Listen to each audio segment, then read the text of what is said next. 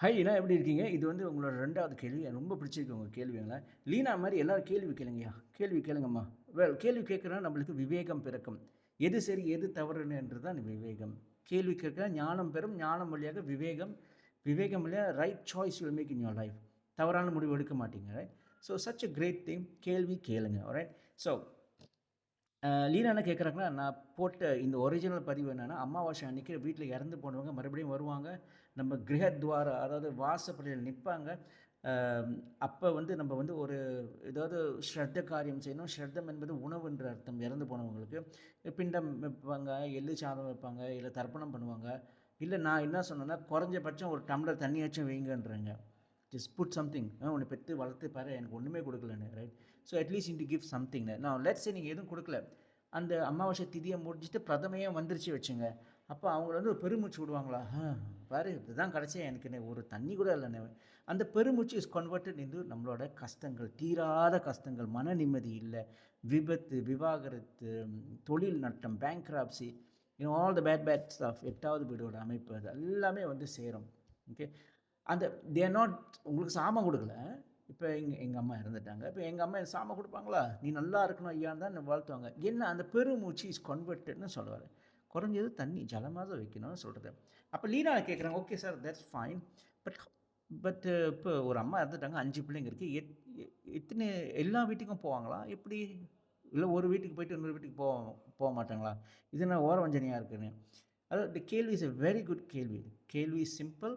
இப்ப இறந்துட்டாங்க, வராங்க, எந்த வீட்ல போய் நிப்பாங்கன்னு கேள்வி. ஸோ, இதனால தான் நம்மளுக்கு இந்த கருட புராணத்தோட அமைப்பு இருக்கிறது.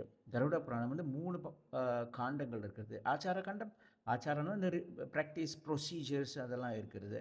நடுவுல வந்து பிரேத காண்டம், பிரேதம் என்பது இந்த ஆத்மாவோட பயணம். செத்து போனா என்ன ஆகும் அந்த ஆத்மா? என்னதான் ஆகும் நம்மளுக்கு? இறந்து போனா என்ன ஆகும்? நம்மளோட உயிர் என்ற இந்த ஆத்மா என்ன ஆகும்னு சொல்லிட்டு அதோட பதிவு. அண்ட் அஃப்கோர்ஸ் 3வது வந்து பிராம காண்டம். பிராம காண்டம் இந்த இந்த பிரபஞ்சம், இந்த கடவுள், கடவுளோட அமைப்பு இதெல்லாம் கொஞ்சம் போரிங்கான சித்தாந்தம் டாபிக்ஸ் இருக்கும். ஸோ இது பிரேத காண்டத்தில வந்து முதல் 5 அது எந்த அத்தியாயம்னு எனக்கு ஞாபகம் வரல. பட் ஃபர்ஸ்ட் 5 சாப்டர்ஸ்ல வந்து கருடன் மகாவிஷ்ணு கேட்பாரு. And that's the beauty about this Garuda Puranam. மத்த புராணம் பார்த்தீங்கன்னா வந்தீங்கன்னா, அதாவது யாரோ ஒரு மகாரிஷியோ யாரோ வந்து அந்த கடவுளோட மகத்துவம் பத்தி பேசுவாங்க. இப்ப சிவ புராணம்னா சிவனின் மகத்துவம் இருக்கும். அ அ பத்ம புராணம்னா மகாலட்சுமியோட, ஸ்கந்த புராணம் முருகப்பெருமான், இந்த மாரி விஷ்ணு புராணம் மகாவிஷ்ணு, ஆம், மார்க்கண்டேய புராணம் துர்கை அம்மாவோட மகத்துவம்னு பற்றி பேசுவாங்க. But Garuda Puranam is not எக்ஸ்ட்ரோலிங்.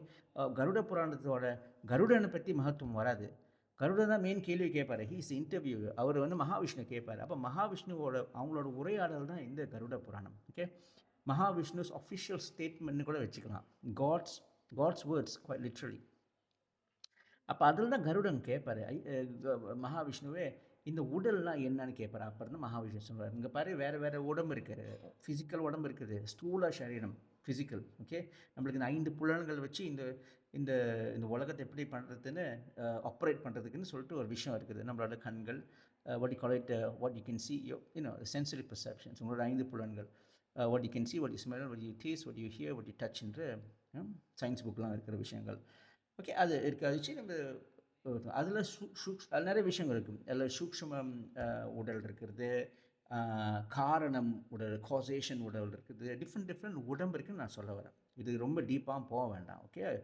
So போக then there is something called a அதாவது வாயு சரீரம். காற்று வழியாக ஒரு உடம்பு. இப்ப நான் இறந்துட்டேன்னா, என்னோட உயிர் வந்துங்க, இது வெறும் ஒரு ஷெல் தானே. ஒரு ஒரு ஜஸ்ட் ஒரு ஹவுசிங் மாரி தான் இது. உள்ளுக்கு என்னோட நெஜம் பிரகாஷ் வந்து உள்ளுக்கு இருக்கிற ஒரு ஒரு ஆத்மா.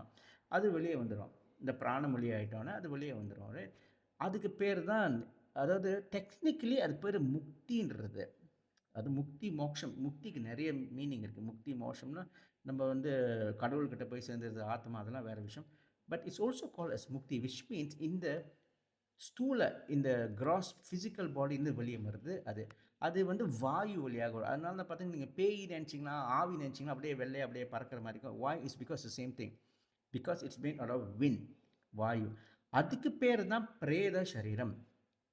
பிரேத சரீரம், பிரேத சரீரம். ஸோ இந்த பிரேதம் வந்து இந்த வாயு வழியாக தான் வருது. ஓகே.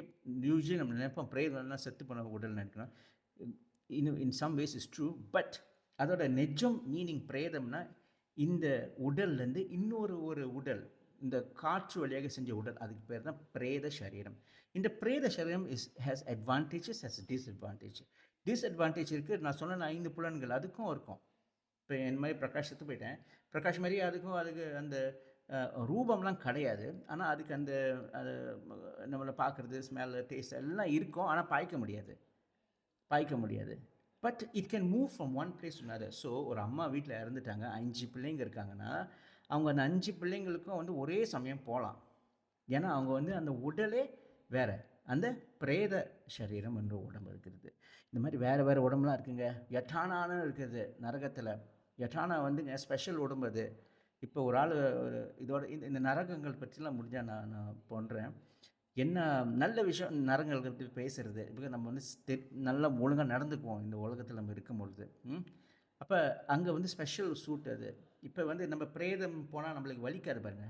இருக்குது, நான் சொன்னேன் தோல்லாம் அந்த சென்ஸ் ஆஃப் டச் தானே, இதெல்லாம் இருக்குது. ஆனால் நம்மளுக்கு வலிக்கணுமே, அதுக்கு தானே, அதுக்கு ஸ்பெஷல் யட்டானா வந்து நம்மளுக்கு ஒரு ஒரு ஒரு ஒரு ஒரு ஒரு என்ன சொல்லுவாங்க, ஒரு தண்டனையை அனுபவிச்சுட்டு மறுபடியும் போகிறதுக்கு, மறுபடியும் அந்த உடையும் ரிப்பேர் பண்ணிடும் அந்த உடம்பு. மறுபடியும் அந்த வலி உங்களுக்கு தெரியறதுக்கு அந்த மாதிரி ஒரு ஸ்பெஷலான ஒரு உடம்பு கூட இருக்குது. இந்த மாதிரி டிஃப்ரெண்ட் உடம்புகளுக்கு இருக்குது. So just to let you know to your question, S it's possible. ஏன்னா அவங்களோட வேறு ஒரு உடல் அது வந்து காற்று வழியாக செஞ்சது. எல்லா இடத்துக்கும் அவங்களுக்கு விருப்பப்பட்ட அவங்களுக்கு லவ் ஒன்ஸ்க்கு எல்லாம் ஒரே சமயம் போவாங்க. Okay, good question, thank you.